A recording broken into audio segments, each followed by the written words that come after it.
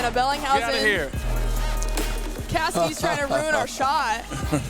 We're just kidding. Johnny was Cassidy. running late. There's bad traffic in Omaha, guys, so thank you all for being here safely. Johnny Rodgers, Tommie Frazier, of course, always joining us on the run. Guys, how we doing? Every day's game day, y'all.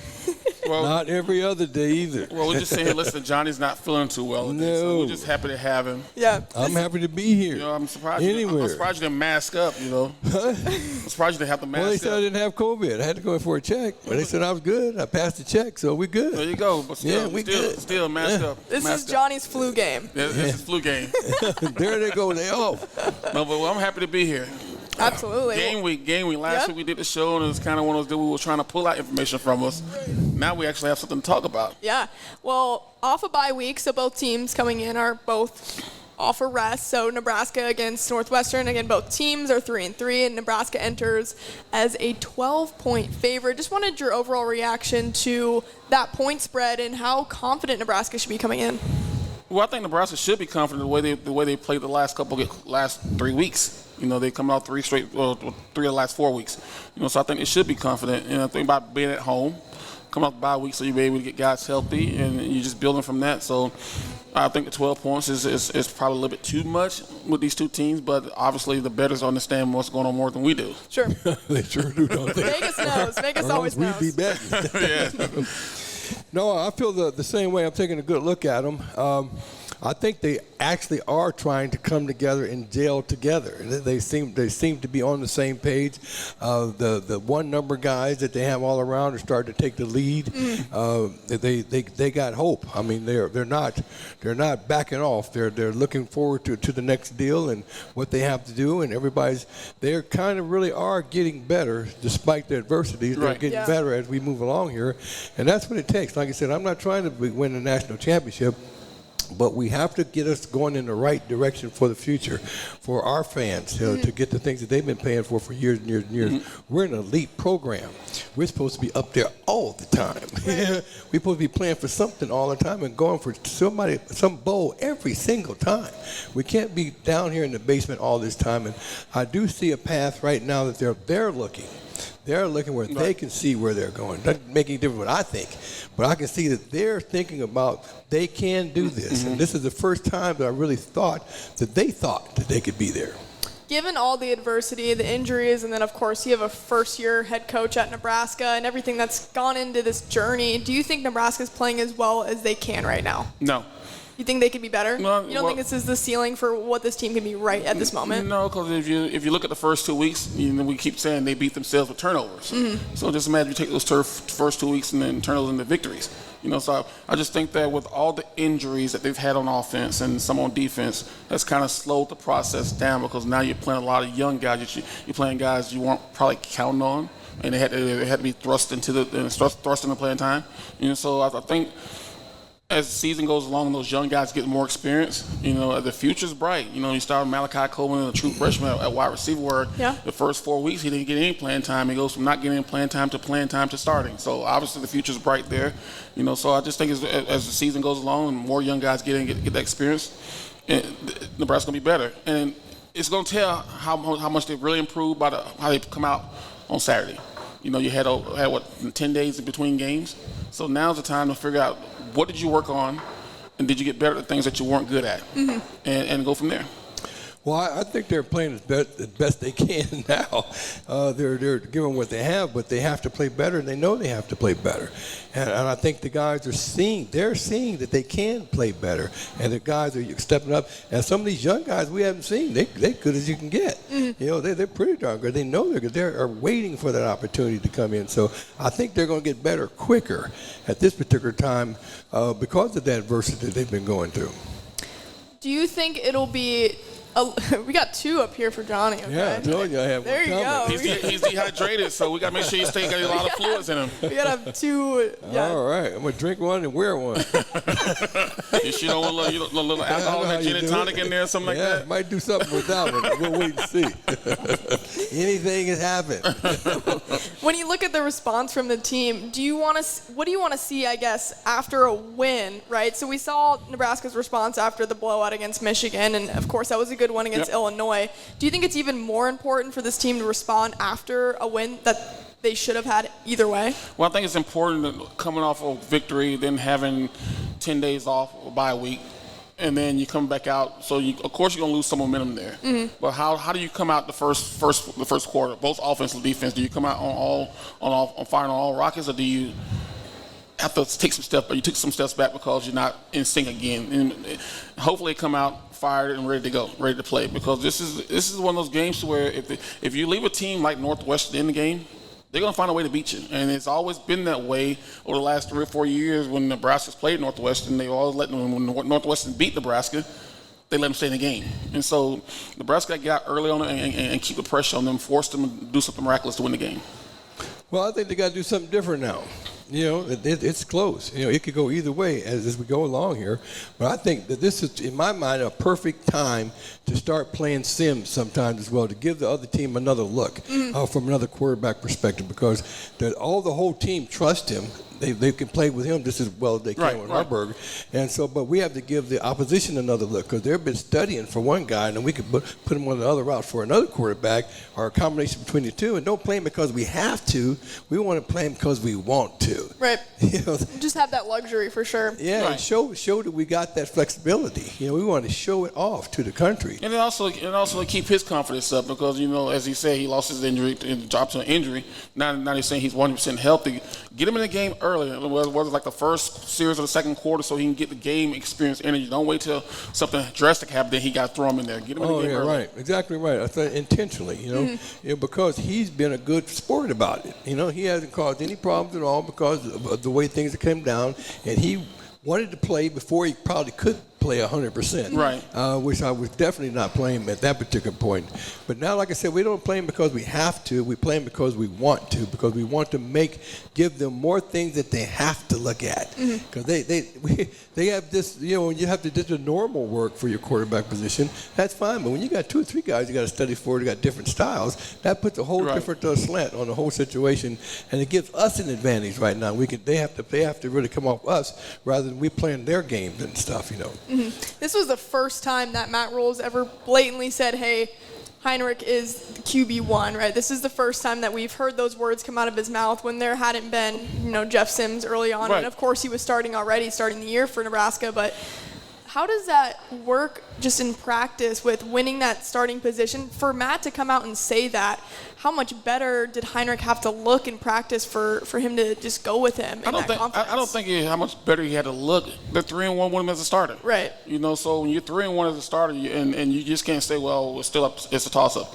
But they always say that, and it's a quarterback competition all week. Yeah, it's always a competition. It should be a competition, but right now the team is playing well with him as the quarterback, and until that change, I think he should be the quarterback, and I think Matt has done the right thing with that position, and unless something drastic happens on Saturday.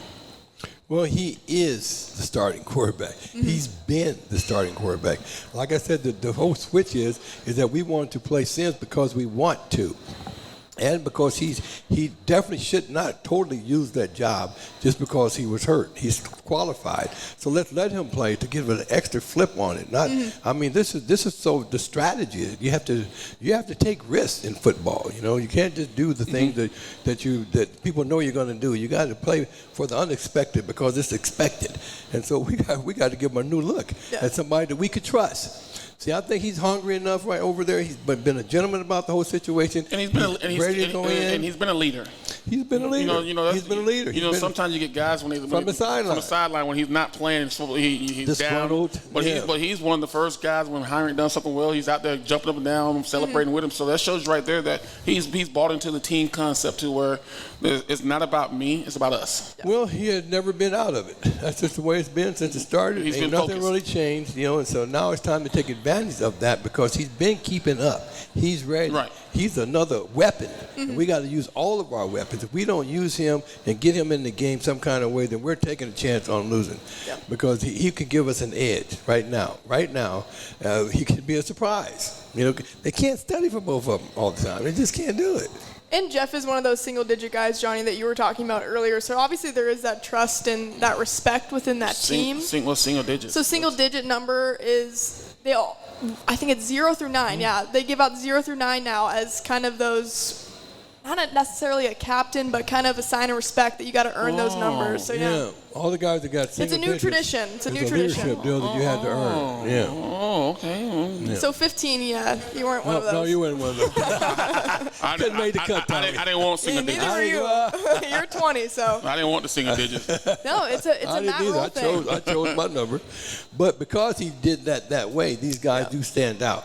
Correct. And so now they have a different type of weight on their shoulders, whether they're playing or not. They're just visible. This is what the type of expectations we have for them on the field and off the field, in the game, out of the game. This is what you represent to us and our program, and we want to let the country know right out there with everybody, these are our guys we trust. So you're telling me the defensive lineman who has number zero, yeah. they trust him the most? I guess so. Hey, he's one of them, yeah. But he has 0, so he comes first. So they trust him more. One number. As long as you got one number, you're in the fraternity. Or maybe he's too big today. They want to put double numbers on the back of it. No, he couldn't. They don't have 00 yet, so. They can put little zeros. Something I thought was pretty cool. So on Thursday, they had some guys come address the team from the Tom Osborne era. So defensive coordinator Charlie McBride, and then George Darlington as well, and then Jared Tomich. What do you think those guys said to that defense in addressing the team? Well, I know Charlie probably said every expletive that's known to man to try to get him fired up. Jared Thomas the same way. George is kind of one of those guys. He probably had a Snapple drink with him in his hand and just talk about coverage and playing together as a team. But there was no better defensive coordinator out there at the time than Charlie McBride. So if you got him coming back speaking to the defense, that says a lot right there. Well, I think they're just talking about leadership, and now it's time to step it up, and we're counting them. They got everybody in the state. They're really behind them. We've been sticking in as fans. They're in a perfect position to make a move right now, but now at the time you got to do this. You got to be here now, and they're hearing it from guys from the past that know how to make a difference. Right. And now they're here to make a difference. You got to be here now. You can't be thinking about getting in the portal. And I think what really has helped too to keep things kind of level here is that portal people have come in through, and in that NIL money that they're sticking on, they got things that they're locked into. Right. And the better they do, the better it gets. Some incentives. They got a future. Do they? They got a future. Yeah, and everybody's watching. So you got how you carry yourself really makes a difference out here. It's time to really show off. You can't show off. And I think it's what I'm happy about is that they brought in three different defensive legends. To do that, and what better person to bring in Jared Tomich to come and speak with the team, because at the beginning of the season, Coach Rowe pulled all of it, say who was a scholarship, who's drafted. Yeah, who's a walk-on. Well, people don't forget that Jared Tomich was a Prop 48 coming in. He was part of my class, so he couldn't even play the first year, and he had to pay his first school in his first year. Right.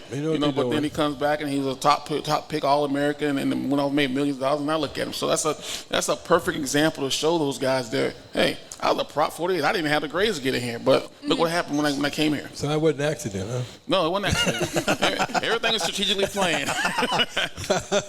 Well, they better get into it planning right now. I want to stick on that defensive end super quick, just back in your times. What made Nebraska's defense so dominant? Because you guys were going up against them in practice pretty much every day. I think it's that you had guys who were very competitive. Not versus the offense, but amongst themselves. To where I still remember days to where Trev Alberts and Dwayne Harris used to get in arguments about who was the better defensive end. The same thing with Travis Hill and Dante Jones, and then you got Christian Peters and those guys on the defensive line getting into it in practice because who's the better. So I think competition is what made that defense great, because they knew that if I didn't play well, the next guy behind me is going to come in and play well. And us going against them, we knew that if we can somewhat move the ball against our defense, one, because they were that good, and two, they knew most of our audibles, our checks, and most of our plays. If we can move the ball against them, there's very rarely a team out there that was going to stop us from moving the ball on Saturdays.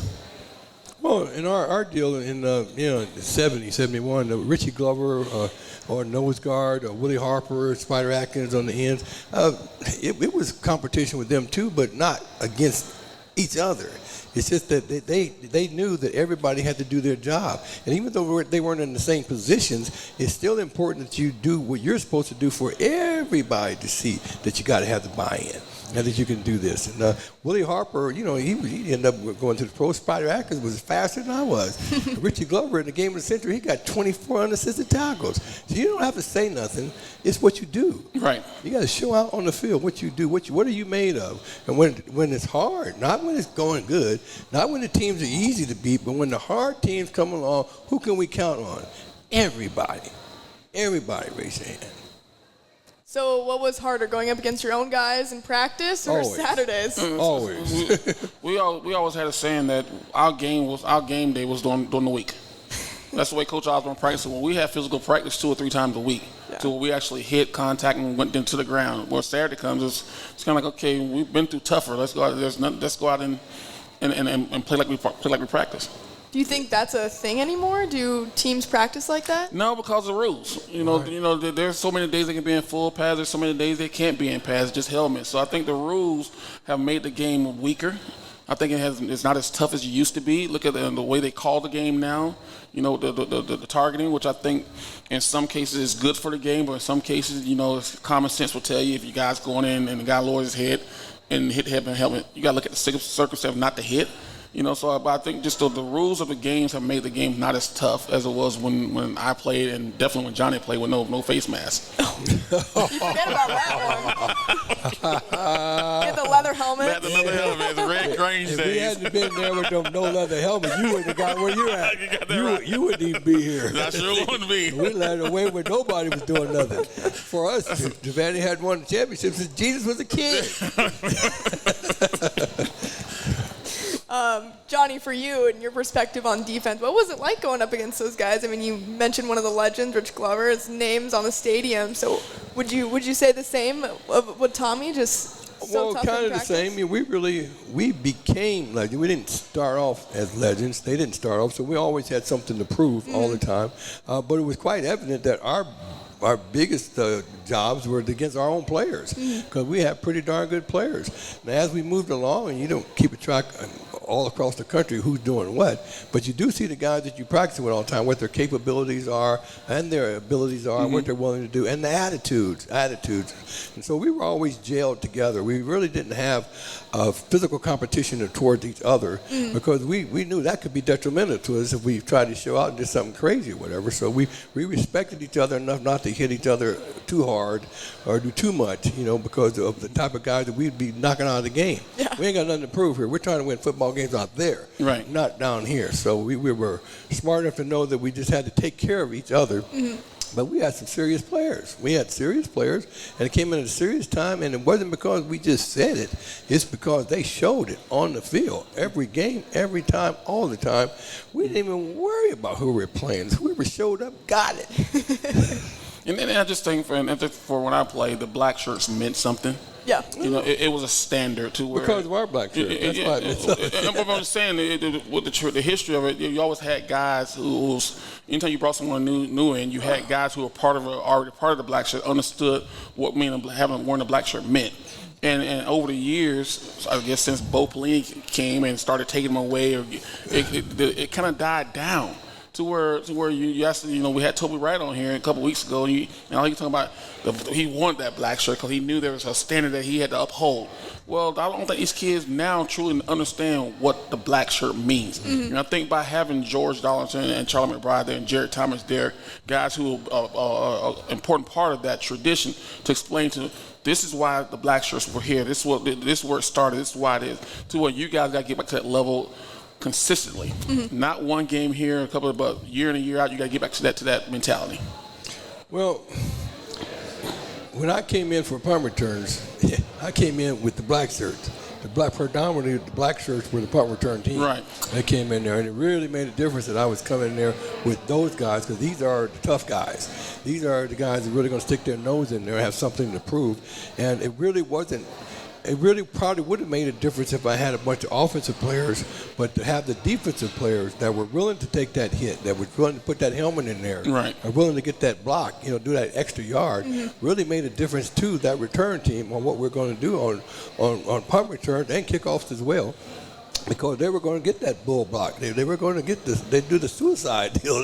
They're going to do whatever you got to do to get the job done. So they made a statement, and like I said, being a black shirt and it really meant something. I mean, you had to. It's because you are proven. You were proven, and so you had to get a block. And like I said, sometimes it got to the point where all I came in with the ball and said, "Hey, everybody get a block. Ready? Let's go." Right. So no, you said more than that. No. You had to say more than that. No. Some guys can understand you. What they don't understand, that's what they job. That's what they know. But they didn't understand you. They understand everybody. They got the blocks. You can count them. You can count them. You can't count them. Yeah, you can count them. See, because there ain't no sense in calling it right if you ain't gonna go right. That's right. Especially if the fools they see you setting up right, then they gonna run over to the right side too. That's what started to happen. Right. So we started going down the middle. We see everybody get a block. Something you'll like, so they added Tommy Hill. He's now listed as the top kick returner over Emmett Johnson. So I think that's kind of an encouraging sign, given that more of a starter role is going to be in the special teams. What do you think about that move? I don't care who they put back there if they don't block anybody. Yeah, that's fair. You got to block somebody, and the return game is probably one of the weakest parts of the special team. To where if you can gain 10 yards on every time you get the ball, that gives you a better chance of scoring. Because then you have a good chance of changing the field position. But I haven't seen them with a great return or good, even an average return all year, because it's like anytime a guy catches the ball, he's been hit, or they fair catching it, or they're not going to return it at all. So don't matter who you put back there right now. If you're not blocking anybody, doesn't matter. You can put me back there.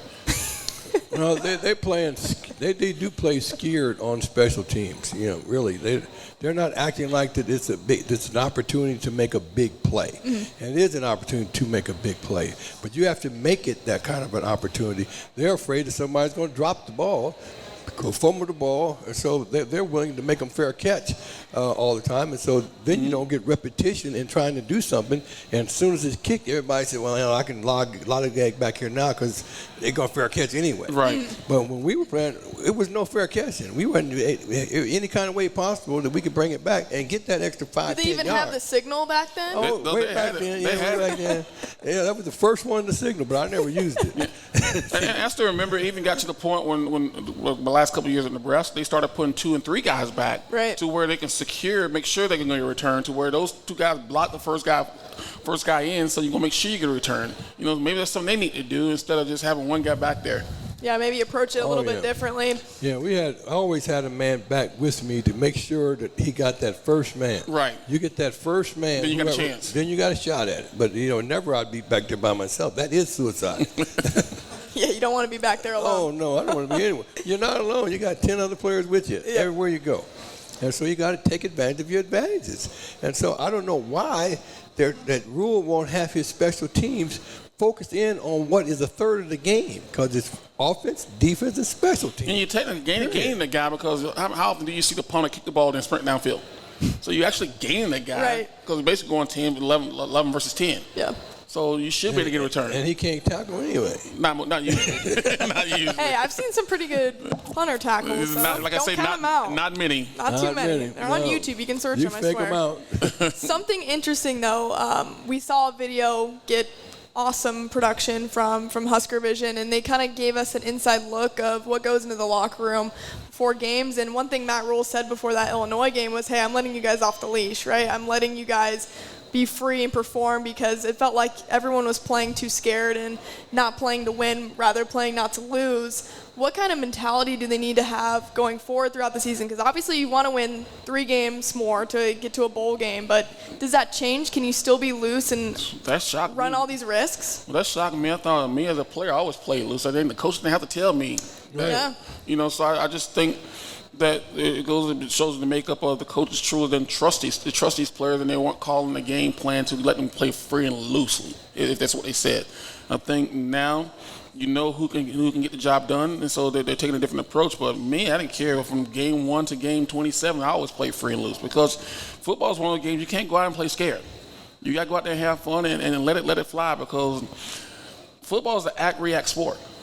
It's not a thinking man sport, because you have to thinking. Good thing, what you say, Johnny, you're going to get your booty get tight. The booty going to get tight. you know the deal. That tight booty don't get you nowhere. Yeah, so you got to go out there. They should always be out there playing free and loose, because it's a physical game. Yeah. Well, to have to tell them that they could do it is a surprise to me because, like you said, they should be. We think that guys that are new, that haven't played, can't play. They know how to play. They just haven't been into the game. Right. They've been playing for years, at top notch. They know it backwards and forwards and know what to do. And they when you're not playing free, then you're afraid. And you can't be afraid. Like I said, even when the guys are coming down on you, you can't be afraid. And this game you don't even think about being afraid. If you think about being it, it's over. This game hasn't changed much.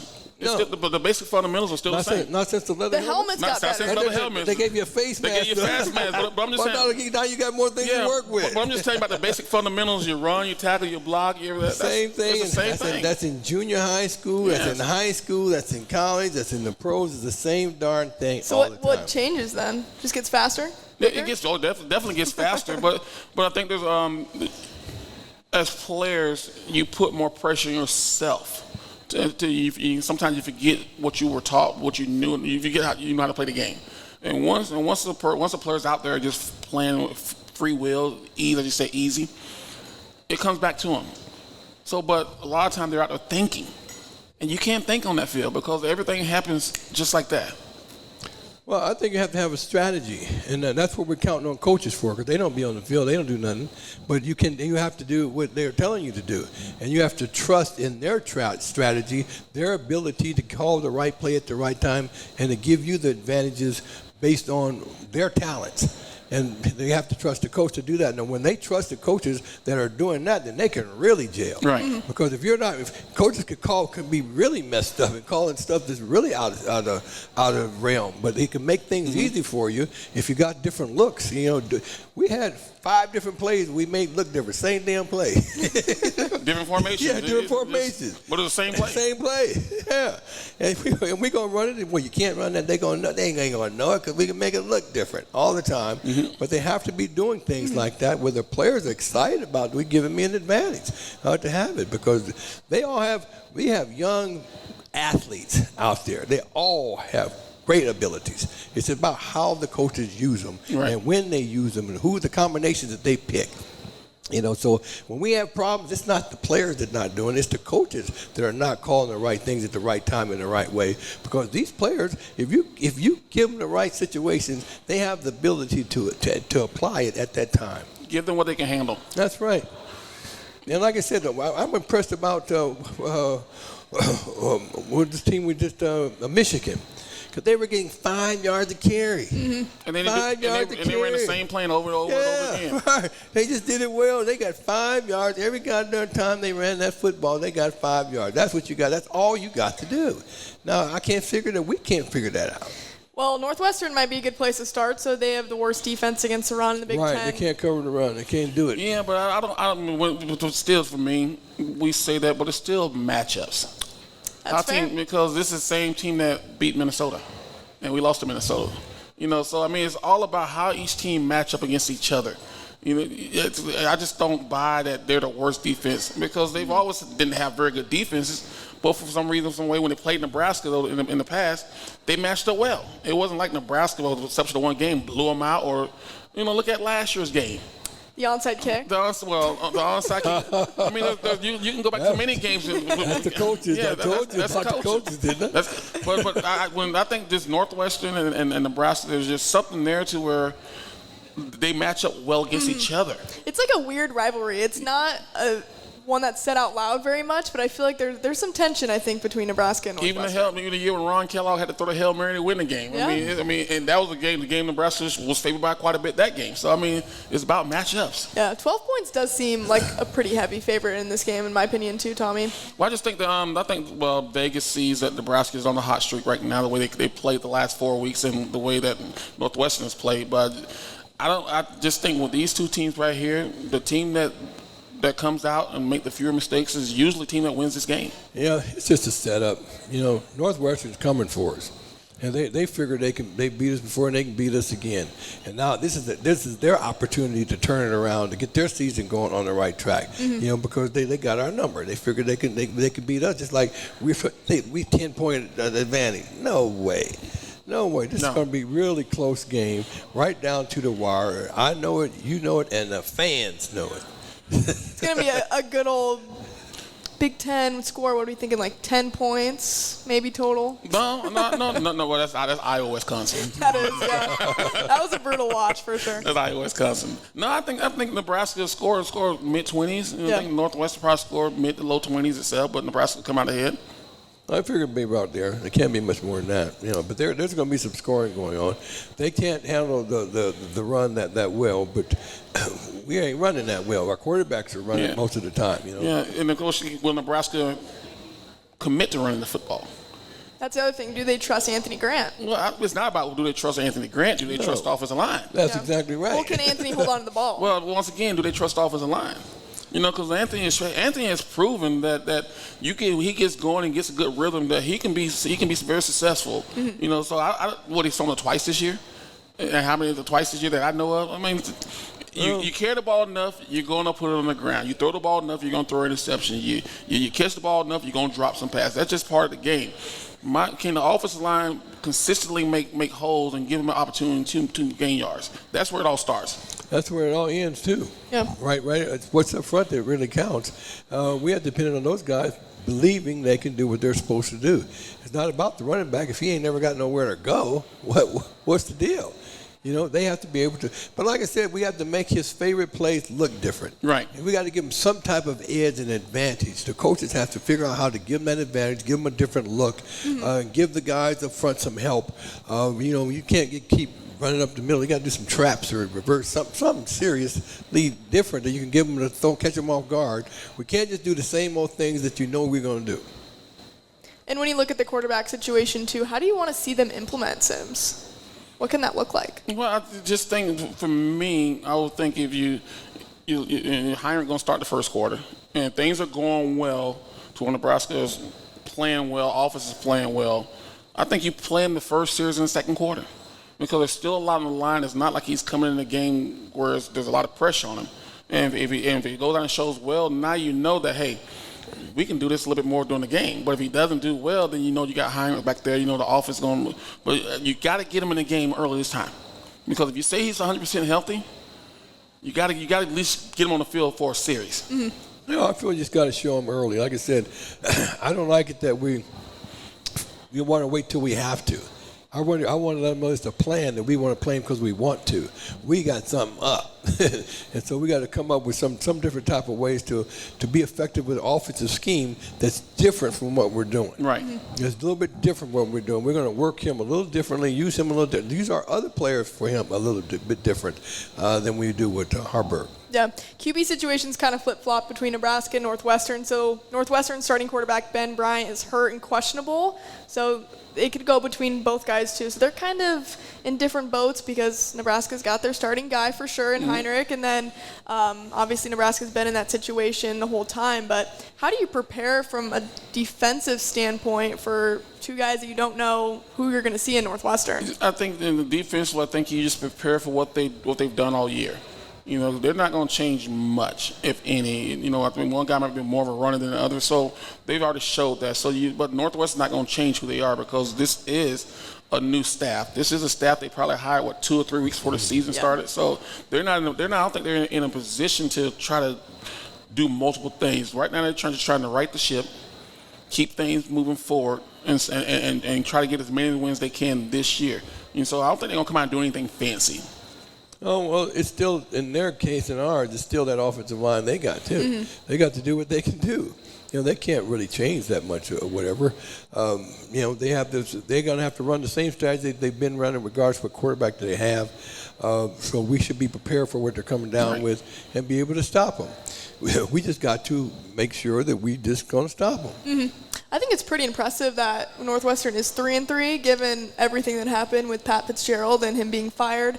I think it is really interesting how that team's bounced back, and Matt Rule even kind of gave him praise in the press conference and saying like, "Hey, I want to coach a team like Northwestern who fights for one another." Do you think that Nebraska team is there in the buy-in yet? I think they are. I think Illinois showed them that. Yeah. And here's what did it for me: the first series of that game when they stopped them inside the 1 yard 4 times. Mm-hmm. Right there showed you as the defense came together and the team came together. Because what happened next series, Nebraska goes down and score. Right there, and they played well the rest of the game. Offense had some problems second half, but they still played well. Showed me that the team came together. That one series early in the game showed that this team came together. Well, that's the key. That one stop really made a difference. I think they did gel. That's when they first got to seeing that they could really do this, when they held in that fourth down. So I think for years to come, that's going to be a staple in our program when we start to go in the other direction. What turned it? What game really turned it? What game on one play really turned it around, and from that point on, they bought in. Because in the past, 10, 20 years, you don't think Nebraska would ever stop a team on the 1 yard line four times? I don't remember they did. I'm not gonna say they haven't, but I just don't remember them doing it at the level that just happened when 4 plays from the 1 yard line. That very rarely happens. The only time I've seen that happen was this year, the Texas-Oklahoma game. When was it Texas stopped Oklahoma on the 1 yard line, 4 plays. I can't imagine. That you might want to fact check that. But I know it happened. I may have the teams wrong, but it happened in that game. Did it ever happen to you guys? No. If we did, we fumbled. Probably fumbled in the end zone or something like that. But no, there's no team that ever stopped us on the 1 yard line 4 plays. No, we don't have that history either. No. How crucial is this win from a bowl game standpoint? Well, I'll tell people, I spoke at the deal today for United Way kickoff, and of course I was there representing my company, and they said, look, can you ask them a Nebraska question? I said, you got one question. And they say, well, can Nebraska go to the bowl game? And I said, how many home games does Nebraska have left on their schedule? And the guy said, 4. I said, if they win 3 out of 4, they go to the bowl game. So what I'm saying is, if they protect their backyard, they're going to the bowl game. And I've been saying it all year, if they win the games at home, they got a chance to go to the bowl game. And so when you look at their schedule, tell me one team on their schedule right now that you can say, Nebraska, they can't beat a team.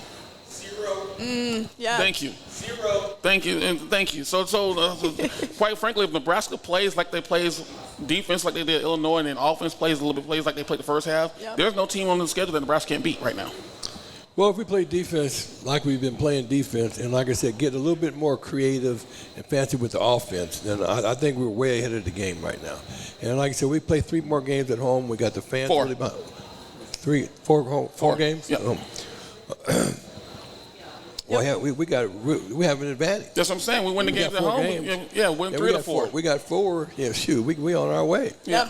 So Northwestern at Nebraska, Purdue at Nebraska, and then Maryland's here. You go at Michigan State, and then Maryland's home, and then go to Wisconsin, and then you play Iowa at home. But did Wisconsin versus Iowa change your perspective on how good those teams are this year? No, because I think Wisconsin didn't have their starting quarterback, and I think that hurt them offensively. Right. Yeah, you got hurt. I think that hurt them offensively. Yep. Iowa didn't do anything on offense with their. I think their quarterback has been in 2 weeks. Their defense played, but those. I think everybody from here on out is about evenly matched. I would agree. I think the Big Ten West is pretty much wide open when you look at the standings. So I thought do they still have the divisions this year? They do. This is the last year of those divisions. So you got to say goodbye after this year. Well, that's okay. That's I like that. The best 2 teams should be playing for the championship. I don't care what side they're on. Exactly. We're going in the right direction. We got a shot. We're doing it now. Hey, I like that. You're learning that, huh? Johnny hasn't said now this whole entire show. They're starting to learn. They're starting to learn. It's not next year. Put me in, Coach. You better get in there. You better get in now. You better get in. Guys, what do you need to see most improved this week against Northwestern? Most improved for me, I want to see the offense be more consistent on offense. Don't have those spurts to where you're going 3 and out, or you're playing running 5 plays and punting the ball. Put drives, sustain long drives.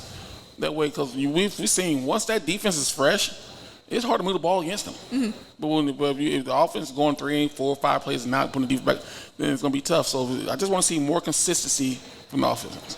Well, I like to see the special teams show up. I like to see that we get in good field position and we get the field goal. We get something out of everything that we actually do. I like to see the punt return team to get us in good field position. I hate seeing them don't run them out of the end zone on a kickoff. Let's take advantage of every single opportunity that we have to make it work and take advantage of our advantages. That's what it is. It's special teams. We have to emphasize special teams somewhere, right? Because it's a big part of the game, and to leave it out, that's bad coaching. That's just bad coaching. You can't leave out a third of the game. To anybody. With our field goal team, we got to kick field goals. And we don't have to get down and score a touchdown every time. And that was the thing that when you go back and look at Nebraska in the past, they genuinely, truly had very good special team play. Even under Bo Pelini, even under Mike Riley, they traditionally had good special teams play. And, so we always had a saying before we got to offense: the offense be offense, defense be defense, special teams be special. That's right. And when you see guys out because of the special team, and even Coach Osborne say special teams get you 10 points a game. Right.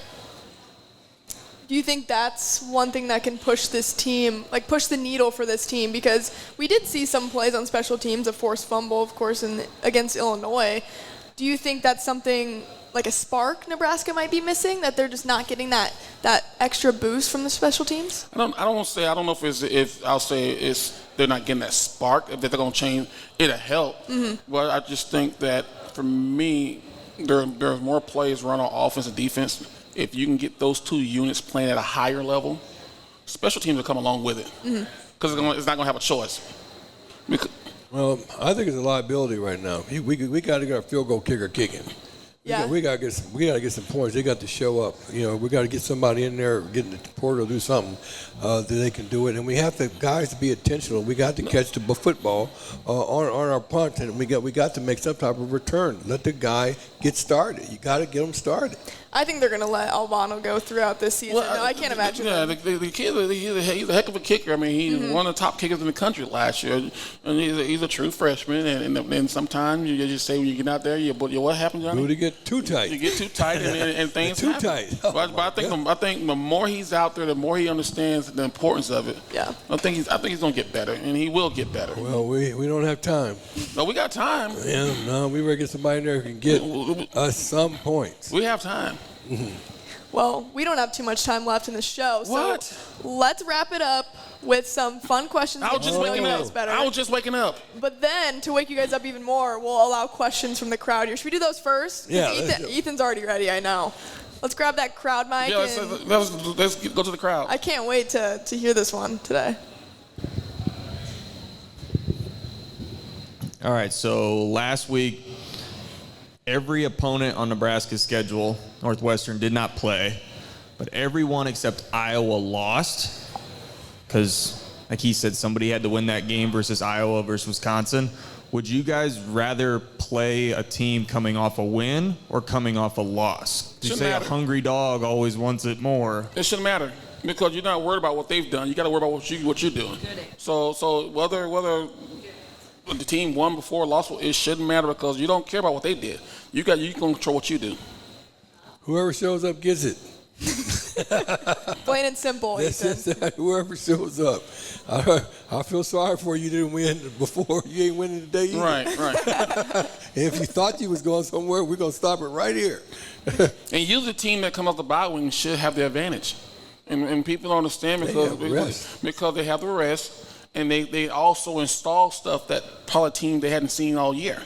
And so they might come out with something new that teams haven't seen all year. So this is the time to do it. So that's why the bye week probably came in at the right opportunities. But it shouldn't matter whether they played or not. Nebraska should come out and say, don't matter. We're going to win this game no matter what. Got any more from the crowd? Got one over here. Nice. Oh, nice.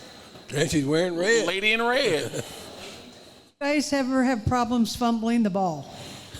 Well, I fumbled a couple, 2, 3, 4, 5 times in my career. Damn, Tommy.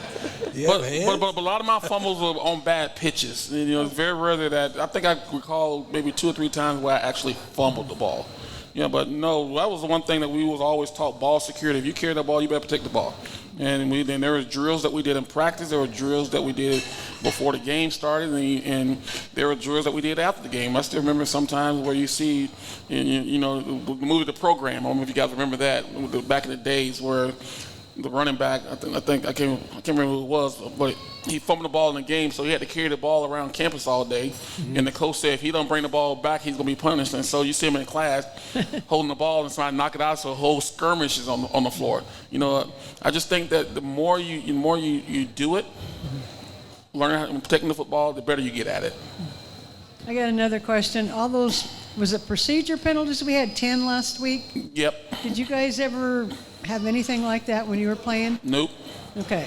No. Snap penalties? There was consequences, and you can. And Coach Osborne, Coach Osborne didn't mind too many physical penalties, like personal fouls or holding or something like that. The ones that killed him the most were the pre-snap penalties, where we didn't have a chance to even run out play, because now that's all mental, that you're not focused and concentrating. You can't. And then I know Coach Rose said, well, they were saying stem and hut and move and all that. To me, that's just an excuse, because now they don't even bark out cadence anymore. They're looking at the ball. So if you're looking at the ball, why do you care what he's saying? So I think it was all mentally focused. I think they're using it as an excuse, and you got to force them to be more accountable to what your job is. At least give us a chance to run a play. Yeah, because those 10 were, I was screaming at the TV when they I bet they heard you too. I bet they heard you. It's like, what are you doing? Yeah, but it's all, to me, it's off stars, that's all mental. You know the snap, you know the cadence, you know the snap count. They don't know it, and you still jump. I mean, that's. You can't have it. That's a booty problem. Yeah. Plain and simple. Any more from the crowd? I know, little man, you got a question. You come here a couple times. You have a question. Do what? He can't think of anything off the top of his head. Oh. That's okay. Think about it for next show. Yeah, I know you'll be back, so think of some questions to ask us. We got you. All right, well, I have some questions for you guys. I'm gonna pit you guys against each other. Again? Yeah. But this time I think it'll be even more controversial. But the first one I already asked Tommy, so he already has his decision in his head. Who was faster in their prime, Johnny or Tommy? Oh, give me a break. Of course I was. They called you the Jet or something? He had the leather helmet, I think. No, I told her. I said it's not even a question. I said Johnny was faster than me. I told that. That's not even. Yes, sir. Did you ever run a 40-yard dash? Oh, yeah. What was your time? No, we ran meters. It's 40 Okay. dash difference. No, So we don't know. yards. Yeah. No, I ran a 4.340. Okay, that's pretty good. My son ran a 4.2. Yep. Oh, boy. Yeah. He had one of the fastest times, didn't he? Ever in Nebraska, wasn't he? Well, I don't know about the fastest time, but he had. Well, if he ran a 4.2 something, that was one of the fastest ever. So follow up, because Tommy brought this up. Who is the better runner? Me. Well, I was. I got more moves than Allied van lines. More moves than Carr got peeled. Don't mean you're a better runner. Tommy got a runner too. He can. The guys who fall off the hit, don't mean you're a better runner, because more moves don't mean you're a better runner. Well, Tommy, I think I ran a few more yards back than you. Well, because you had more opportunities to. Yeah, but that's your fault. But I was a better runner. You could have went back and caught I was a punch. better runner, though. You could have caught punch. You might have had more moves. You had more moves than Van Line, but Allied Van Line, Renner Center, whatever truck center. But hey, well, watch the tape. I was a runner. Just watch the tape. That's all you got to do. Who has the better stiff arm? Oh, probably me. Yeah, he probably. I don't ever stiff arm. They don't get that close. Yeah, they can't catch up. They're behind. It's hard to stiff arm back here. Because he didn't have to run. Who had better style? Well, style is different. Yeah, style is different. Quarterback's got different style than a wide receiver. Mm-hmm. I played punt returns, kickoffs, wing back. Too many different things that I did that, and I threw touchdown passes too. But we had different things we ways. asked you to do. We did what we did very well, but we did different things because we played a different spot. Who played with more swagger? Well, like I said, watch the film. Johnny did. Watch the tape. Johnny, most skilled people, wide receivers, running backs, they play more swag than the quarterback. Yeah. You got to be under control. I know people look at these young quarterbacks trying to be. No, you're not helping your team. You got to be under control. Be focused on what's going on the field. You don't like Sanders flashing his Rolex? No. Look what's happened in the last couple of weeks. Yeah. But that's just false confidence that his dad is giving him. He's trying to be his dad. Well, you haven't really done anything at this level to be your dad. Right. Sounding off. Okay. Hopefully he doesn't get a hold of that one. It's I don't personal care. now. It's personal now. It can be personal. I ain't got to play him. Here's the best question. Who's the best pickleball player? Johnny. I never played it. I can't be good at somebody never Johnny, played it. You can try. You can start. I'm saying, but say now, if I Tell start about playing, your pickleball play. Well, we're the city champs. My daughter and I are the City city champs. champs, pickleball champs. Yeah. And we have another tournament coming up this next week. I hope we can repeat. We're going for our second deal. Okay. And it's my first time actually playing. Just picked it up, but it's I think everybody in here can play pickleball or something. That guy Rob, I played him. Yeah, I just never played it. Not saying I can't play it and be very good at it, but I just never played it. Okay, we'll have to get you out on the pickleball Yeah, courts sure. then. I'll Sounds tear like. that ass up. Oh God. Or get your ass to one or the other. We need a 1v1. That's what we need. One is gonna happen. I'll train you. Don't train me to beat Don't you do it no more. All right, last few questions. Of course, I let my elders beat me the first couple times. Good. Gotta give them a win. Gotta give them a win. Last few questions, not against each other though. I'm just curious. Who was your favorite athlete growing up?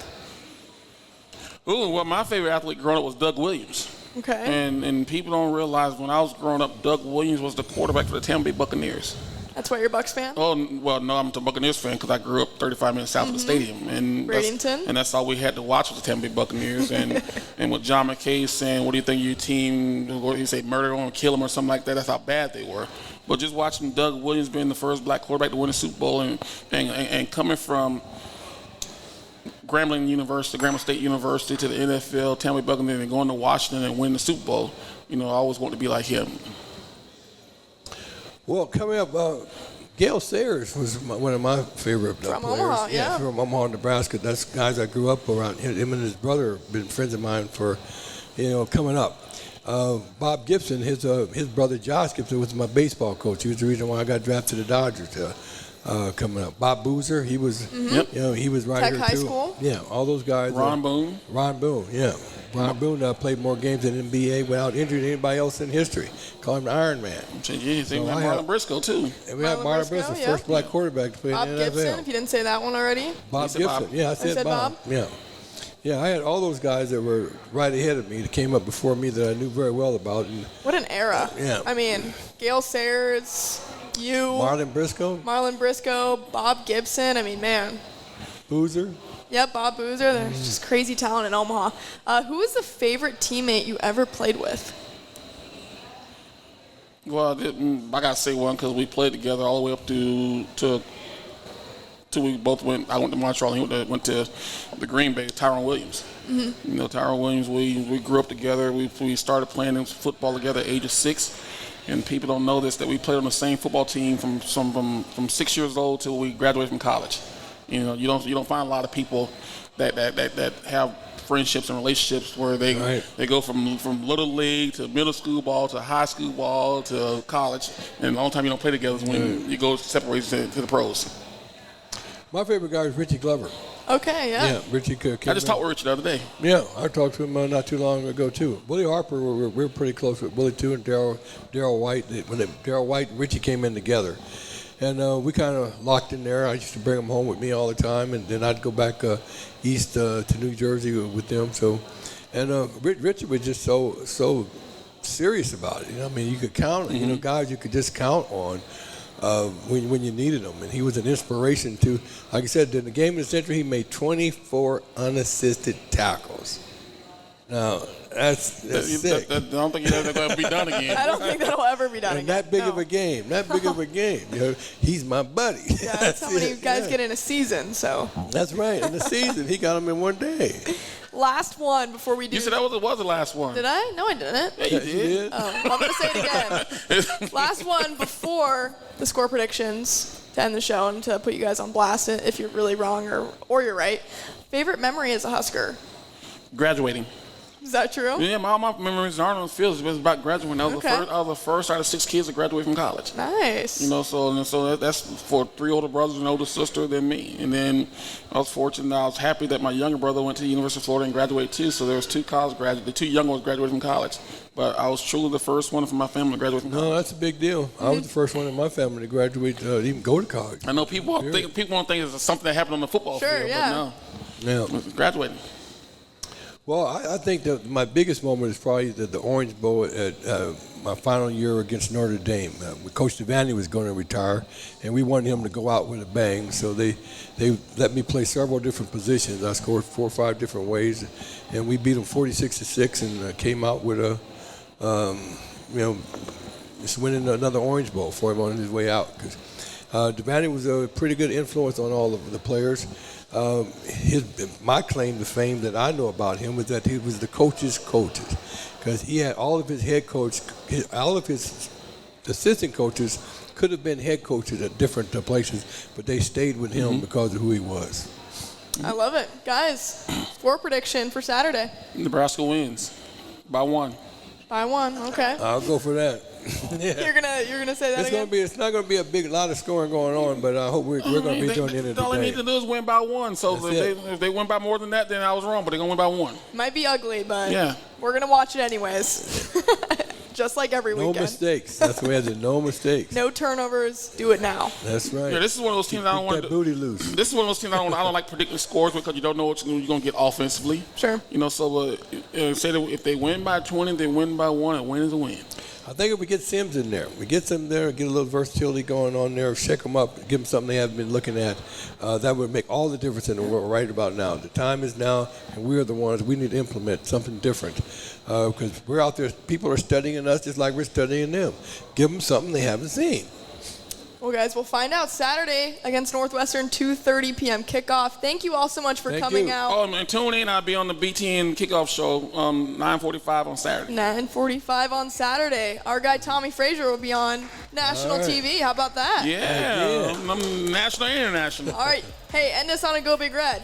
What? End us on a Go Big Red chant. Go Big Red. All right. All right. Thank you, Bye-bye, guys. Coach.